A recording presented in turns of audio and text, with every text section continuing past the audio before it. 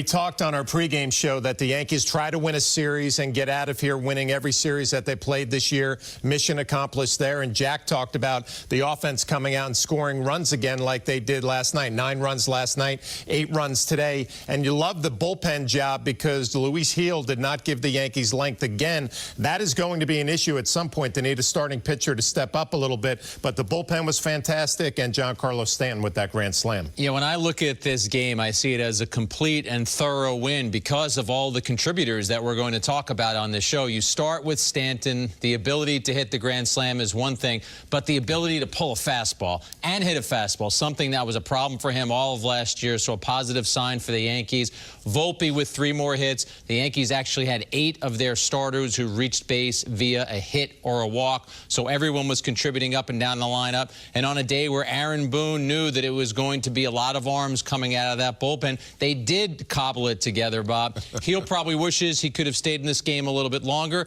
Got away from his fastball at a certain point in this game, and I think it hurt him. He actually came back in an inning after his Rocky inning, 20 of 23 fastballs. I think he got a little message in the dugout. All right, so let's go. We'll talk about Gil in just a minute, but let's talk about Giancarlo Stanton, that at bat in the bottom of the 3rd.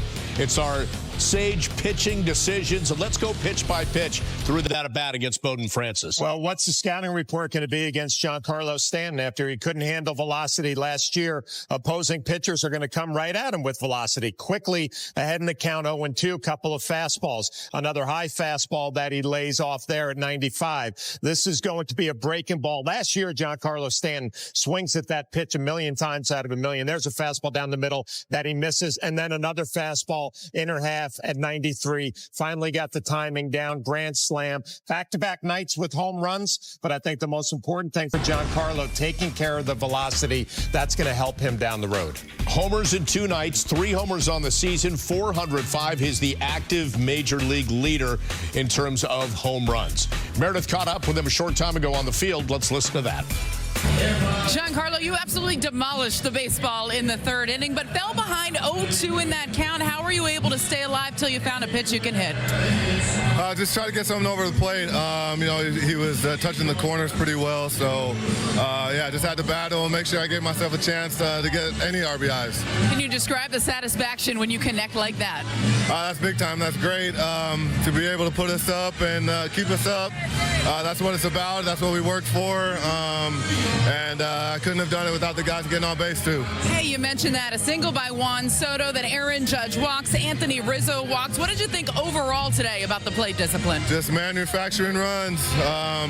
You know, getting on, whether it's a hit, a walk, putting the ball in play, beating pitches out, beating infield singles out, just putting pressure on him. Anthony Volpe, in just his 2nd year, retooled his swing a little bit this offseason. He's seeing the fruits of his labor. 3 hits, 2 stolen bases, 2 runs scored. Overall, what have you thought of his start?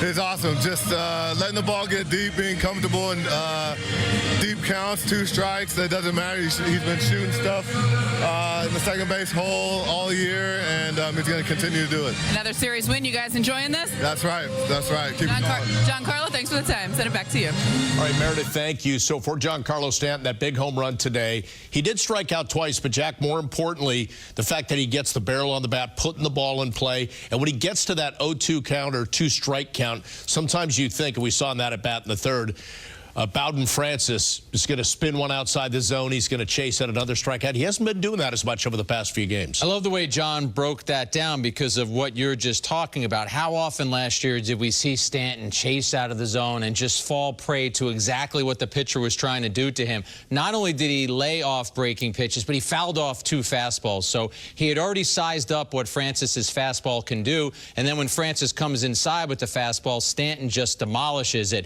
He got off to a really slow start, 3 for 24 with 13 strikeouts, and I described him as understated yesterday because I think this is a proud guy with more than 400 career home runs who doesn't want to have to say that a good day is suddenly the thing that lifts him up. He just wants to have more of a steady performance, and if he can go back to who he was in 21, which wasn't that long ago, he was essentially a 35 and 100 guy. The Yankees would sign up for that. Jack, I don't care if you're a rookie coming up to the big leagues or Giancarlo Stanton. It comes down down to confidence, right? Having some success. And I think last year when he was getting beat with that velocity, as a hitter, you start cheating a little bit. You start leaving a little bit early, and you're wide open to those breaking balls. I thought the 1-2 breaking ball that was just off the plate was really the key to that at bat, because he didn't even flinch at that pitch. So whether he's trusting his hands are going to be quick enough to take care of velocity, or seeing the ball so well, whatever it was, that take before he hit the home run told me that he was in a pretty good place. Well, guys, let's turn our attention to pitching. It was Luis Gil getting the start today, and on the pregame we talked about the importance of him going deep, with Aaron Boone having to use a lot of the bullpen last night. Well, it was a similar situation today, because Gil gave him only 4 1/3. He allowed 2 runs, but then credit Jay Cousins, Nick Birdie, Caleb Ferguson, and Dennis Santana. They came in and allowed a very good Blue Jays lineup that we saw last night that rallied to get within 9-8 to just 1 run. None of them earned in order for the Yanks to get the win. So let's focus now on Luis Gil and that outing. And Jack, you mentioned this, that last time out, using that fastball today, he got away from it a little bit. Yeah, he gets Guerrero Jr. on the changeup in the first, and then in the next inning, he gets Clement on a slider, gets IKF with the changeup, and maybe he got a little changeup happy. He does flash the fastball to get Kiermaier there, and with the bases loaded after a run is scored, he gets the fastball past Biggio. He kind of locked it in after that, and as I mentioned earlier, after that third inning, he went 20 of 23 fastballs in that fourth inning. I think maybe he got a little word from the dugout. He ended up striking out 8 and absolutely dominated the bottom of the Blue Jays order. 6 of those strikeouts came against the 6, 7, 8, and 9 batters. And when he did decide to go with a 4-seamer, it was effective. Just 1 for 8 and 5 strikeouts against. But also, what jumps out at you, the 3 walks on the 4-seamer, 4 walks overall. He was getting himself into trouble at times, too. When we look at the total body of his work today, it's a development of a young pitcher at the major league level. There is so much to like with the 8 strikeouts, the fastball in the upper 90s, and the changeup that we've been applauding him for throwing. But I'm with Jack on this one. The first 3 innings, he was going with a heavy dose of changeups. And, you know, you're sitting there watching, saying, when you throw 96 to 98 miles an hour, you can establish that the first time through the lineup. Then you start mixing in some changeups and sliders, and you have the element of surprise. So he's found a new toy, like a lot of young pitchers do, and he wanted to go out there and show it off. It's a good one, but there's going to be times where he's going to be a little bit smarter on when to bring it out. I think this was a 2-part puzzle. There was 2 pieces to this puzzle. When the Blue Jays were struggling offensively this year, they've scored 8 runs against the Yankees yesterday. Schneider fielded a lot of questions about how teams were slowing down his big hitters with changeups. So here's a young pitcher on the mound. I don't think he's calling the game by himself, Gil. I think that might have been part of the strategy, part of the game plan. And then I think they said, wait a second, as you just said, this guy's got an elite fastball. Maybe the changeup isn't as effective as it needs to be today. Go back to number 1. To give him credit, once he got the lead after the Stanton home run, like you detailed in the 4th inning, he just said, here you go, boys. I'm gonna start unloading the fastball, and he had an impressive 4th inning. Which some pitchers don't adjust to, right? They continue to throw slop up there almost. You're like, go to number 1. Again, the scoreboard will tell you how to play this game, and a lot of times it'll tell you how you should be pitching to opposing lineups. When you have a 4-run lead and you throw 96 to 98, you can challenge hitters knowing that one swing of the bat isn't going to be the difference. And I never want to make Angel Hernandez the story, even though he sometimes wants to make himself the story. But Gil did have to overcome that 3rd inning, which was a bit of a murky 3rd inning. Not only was he missing with pitches, he had some back and forth with Hernandez, long discussion after the inning.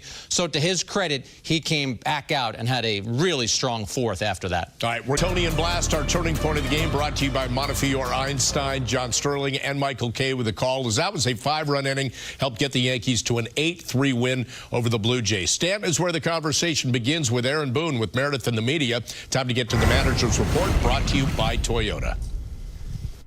Aaron, you'd continued to preach this early part of the season that when Stanton gets going, he's a big-time impact bat. Just that 3rd inning at bat, what was it like in the dugout when you see him connect? Yeah, it was a jolt. You know, one of those right away, and I know I reacted to it. Just a really good at bat. Obviously, an inning that we built, and guys just had really good at bats in front of them to set that situation up, and got a pitch that he didn't miss, and turned out to be the blow of the day. But you know, he's been in the at bats all year is kind of what I've been seeing, just not getting the results yet, having some swing and miss in there. But, obviously the last couple of days, good to get some results and big time blow today. Contributions up and down the order, just that inning in particular, single by Soto, 2 walks, and then that big home run. Overall, what did you think about the plate discipline yet again today? Yeah, it was really good. I mean, made Francis really work there. Had a couple good innings against us, and I think he threw around 40 pitches in that inning. But they just, made it really tough. And again, you're not always going to get the hit. It's not always going to end how you want, but you give yourself those opportunities, you got a real chance. 4 1/3 for Luis Gil. What did you say to him after that second inning? Obviously, there was a little kind of almost back and forth with Angel Hernandez. Yeah, honestly, I thought he was missing a little bit, and I felt like that got the best of him a little bit out there emotionally, and I just wanted him to just focus on execution. Like, don't get caught up in that. You can't get reactive or emotional that a call doesn't go your way. It's about executing, and I thought he did a really good job after that tough inning of kind of settling in and getting back in the strike zone a little bit and attacking better. So good learning moment. He settled in and, obviously want him to get a little bit deeper, but, gave us 1-run baseball into the 5th inning and set us up today. So, but just making sure you're under control when things aren't necessarily going your way in the moment. On your left, Gary. When you say Stanton, or anybody for that matter, is right there in the at-bats, what are you basing that on exactly? Just while I'm watching the game. Is it his swing? Is it pitch recognition? Yeah, I mean, when a guy's a little bit lost and he's not seeing the ball right or leaving the zone a ton, off balance. That hasn't been the case with G. Gary, can you pass it back to Dave? Aaron, Stanton has been so serious coming into this year about how this had to be a turnaround year for him. Hits that home run today. He's used to hitting long home runs. Today, he really kind of savored that one, it seemed, and gave it a little bat flip. Do you think it was good for him just to have one to kind of enjoy? Big spot, obviously, with the Grand Slam, too. Yeah, but G's always pretty serious, and I think that's a moment there where, obviously an inning is building, and you realize when you hit that one, you hit a 4-ball there, that's, a major blow in the game, and when it's no doubter, G's going to give you that little bit of emotion after it, like he does on occasion. So it was just fun to watch him get into one as that innings building. You could feel that on the bench. Brian, on your right. 3 hits and a couple of steals for Volpe. What are you seeing from him right now? Just great at bats. Again, even the ones that don't end in a result for him. He's just doing such a better job of laying off pitches. He's got so much more versatility in the zone. He's using the entire field.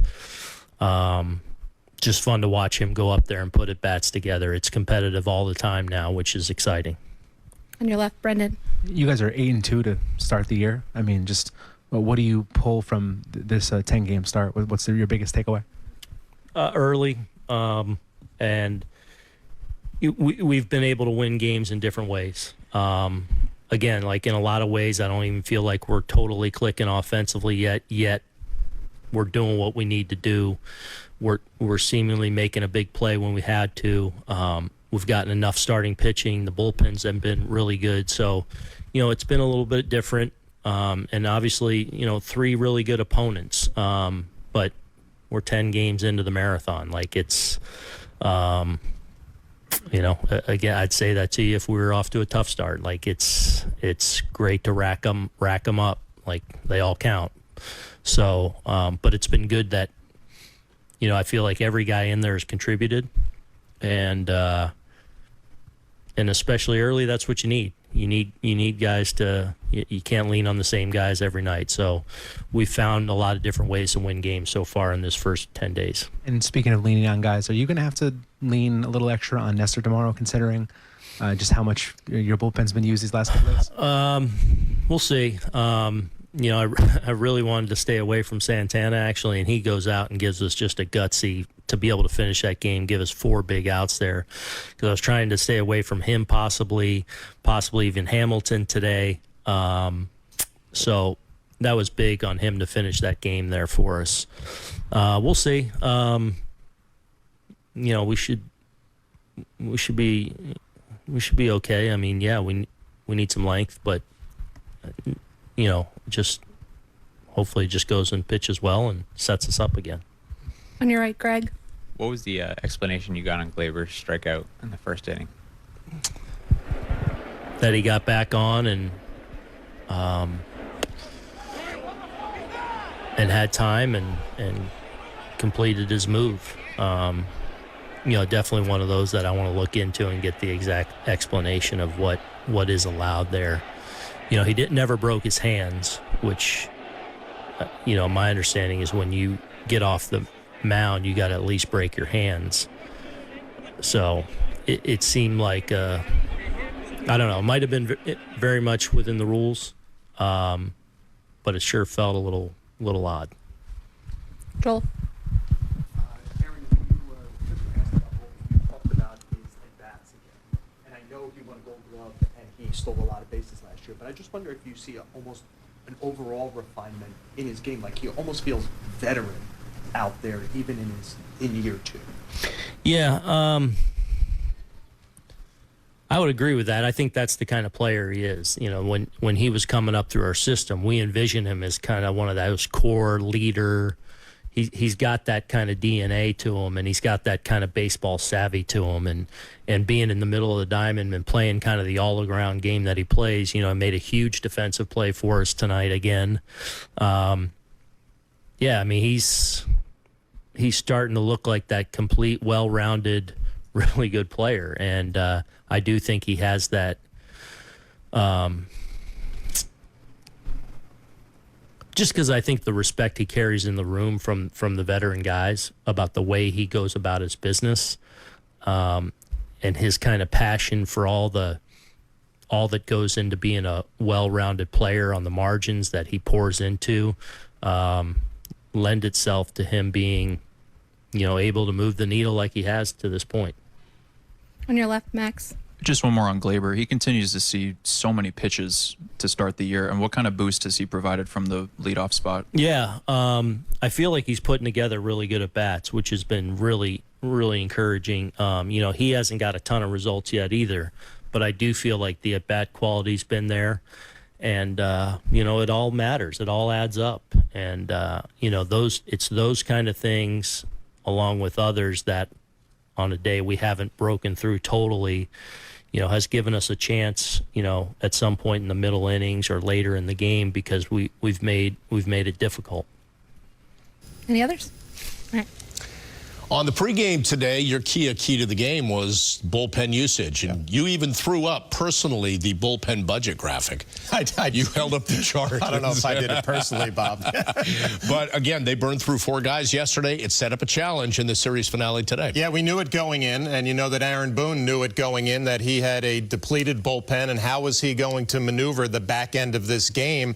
And he deserves a lot of credit for what he did today. I mean, when you have Cousins go out there, and then you follow it up with Birdie, then Ferguson, and then he mentioned Santana and the last 4 outs. I mean, that's mixing and matching and piecing it together. And yes, you want to get length out of your starters, but there are days when a manager makes decisions in the bullpen that don't work out. Today, everything Aaron Boone did with the bullpen today worked out perfectly. Yeah, probably one of the more difficult days he will have to manage that bullpen. We're only 10 games in. We'll see what the rest of the season brings. But I was also interested in the answers that he gave about Anthony Volpe, because I know it's only April 7th. I know it's only 10 games into the season, but your leading hitter in the American League right now is Anthony Volpe at .424. And the changes that he made in the offseason, getting his swing on more of an even plane, they have worked wondrously. You're seeing a more confident hitter. And it reminded me of a conversation I had with his father in the offseason.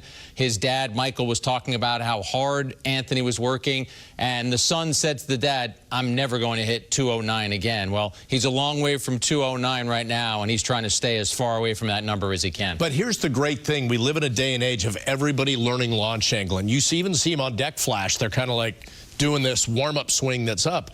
That's not him. That's what he was doing last year. He figured it out, and they let him be himself. Yeah, let him make some adjustments like every young player is going to have to make, and you give him credit for doing the work, making the adjustments, and now you see the benefit of all of that. There was a high fastball today up out over the plate that he drilled to right field. Last year, that's working underneath, and he goes right underneath and swings right through it. So, yes, you give him credit, but when you get off to a start like this, it validates all of the work and all of the changes that he has made.